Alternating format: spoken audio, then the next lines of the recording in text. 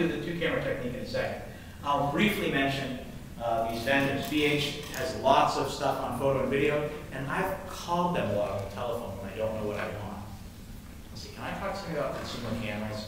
I'll say, yeah, well, you should buy this and this, or if you have this and you need this cable, you need to buy this weird cable for it. So they've got really knowledgeable staff, and they're always happy to talk, and it's toll-free. That's a good thing. Monoprice, I just found out about at the other end of the spectrum.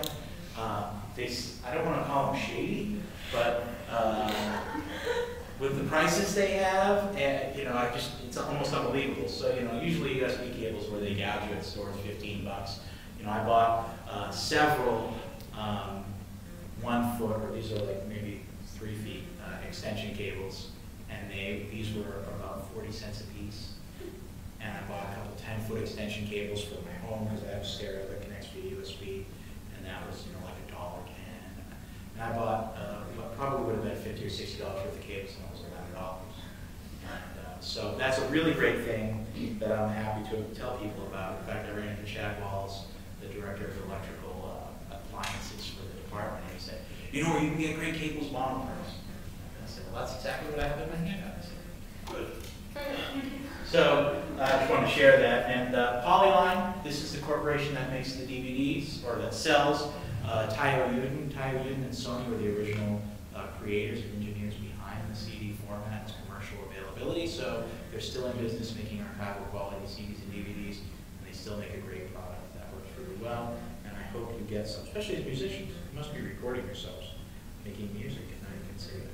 And lastly, Rex Anderson, the director of audio engineering here, recommends a place called Music Center in Kenosha, Wisconsin. And there's a guy there named Tom Merritt, and every time I've called him up, he's giving me the best price on all the stuff I wanted to buy.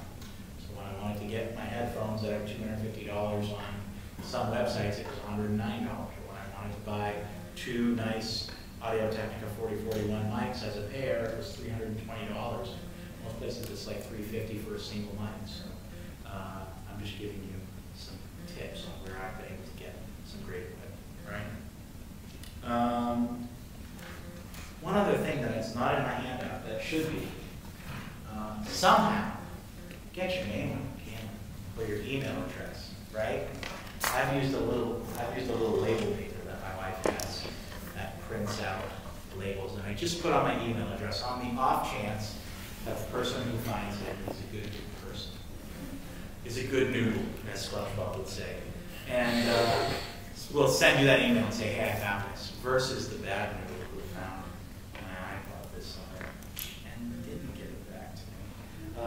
But for the amount of gadgets I have and how absent-minded I am, I'm really amazed that I lost one gadget in like the last 15 years. So help them out. Help out those good Samaritans by putting your name or your email address, and not even just losing it, but you're in a class. You're going to be in classes with other people who bought cameras online, have maybe the exact same camera as you, and you're going to say, well, who's who's?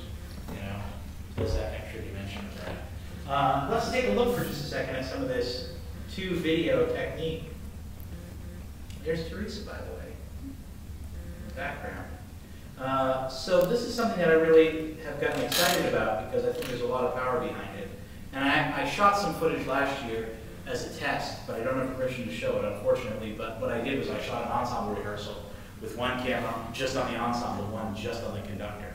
And oh my God, it was like a revelation. It was the best thing I've ever seen. And I put them side by side, and they made sense. So you saw the ensemble and the conductor. It was like this big widescreen thing. So it's a wonderful thing now that you're working with each other. For instance, let's just take a quick peek at a short one.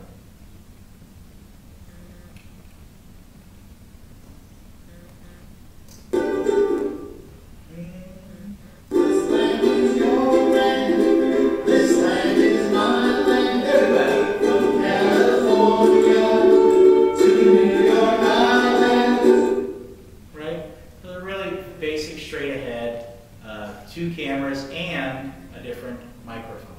If I were to unpack this just for a moment, one of the cameras, and I'll probably turn up the audio just a bit, but not too loud.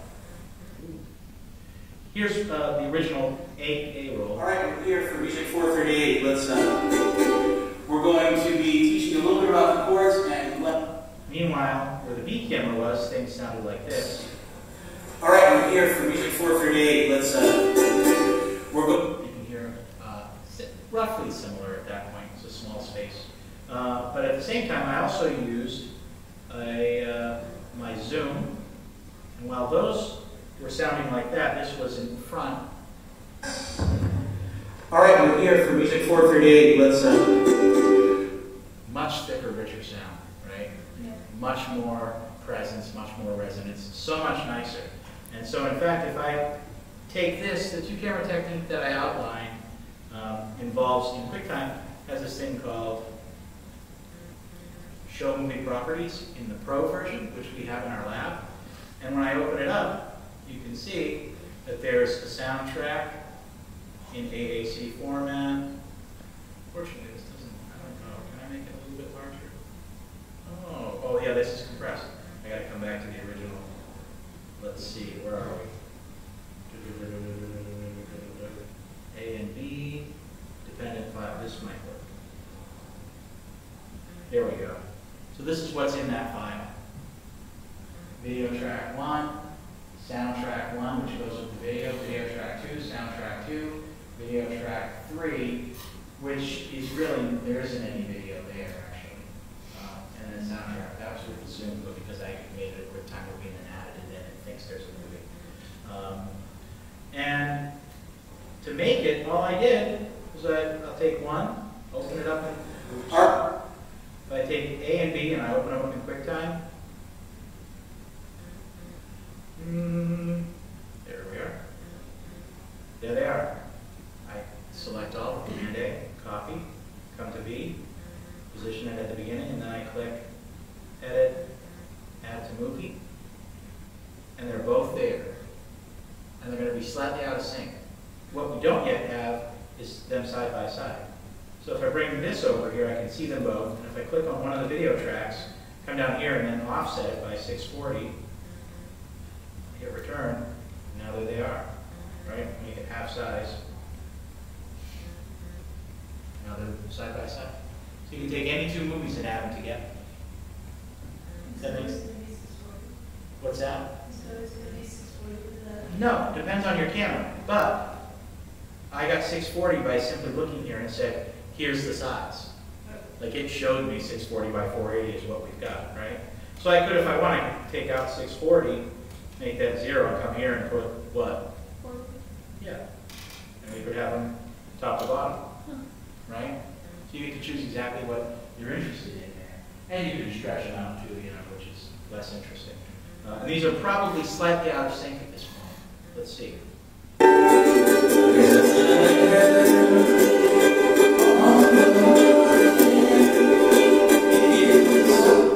And so all I would actually have to do is come back to my first one before I did the paste feature and move it forward like 5 or 6 frames and then click add, and then, oh, I was still a little bit. So literally, if I want to do it, let me do this.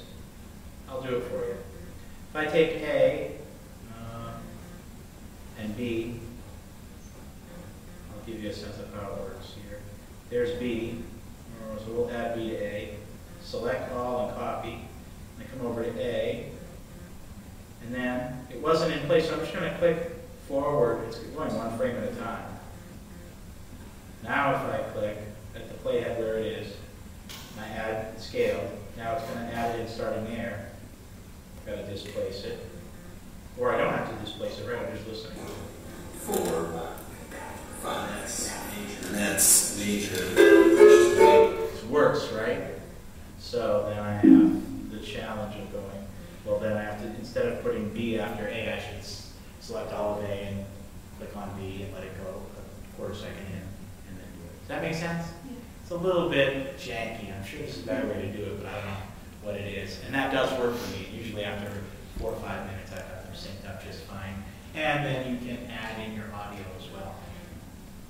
So, but the end result is just really something. It's really impressive. And I think there's a lot of potential in your situations where you have, you're in a classroom with 2 or 3 other people, you've all got cameras. So